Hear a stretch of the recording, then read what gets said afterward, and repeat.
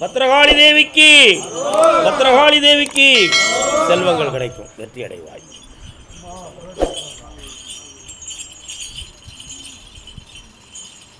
சரி, அதாவது இந்த சம்பவம் கூட எப்படின்னு சொன்னால் நல்லா புரிஞ்சுக்காங்க.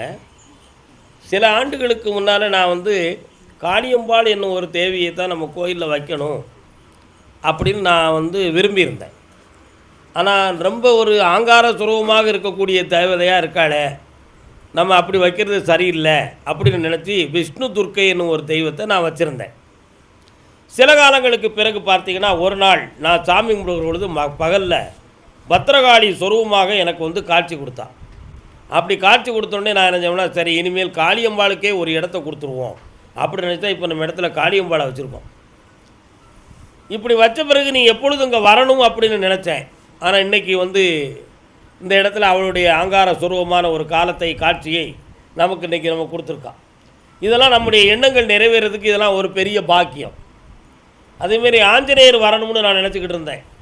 நினைத்த மறுநாள் பார்த்திங்கன்னா கோயிலுக்குள்ளே நிறைய தேங்காய் பழங்களெல்லாம் சாப்பிட்டுக்கிட்டு இருந்துச்சு. முருகப்பெருமான் வரணும்னு நினச்சிக்கிட்டு இருந்தேன். மயில்கள்லாம் என் கோயில் பக்கத்தில் ஆடிச்சு. இப்படி ஒவ்வொன்றா நடந்துச்சு, நடந்து கொண்டு இருக்குது, இன்னும் நடக்கும். அதனால் உங்கள் எல்லாருடைய எண்ணமும் நிறைவேறும். எல்லாரும் ஆனந்தமாக இருப்போம். ஆராதனை.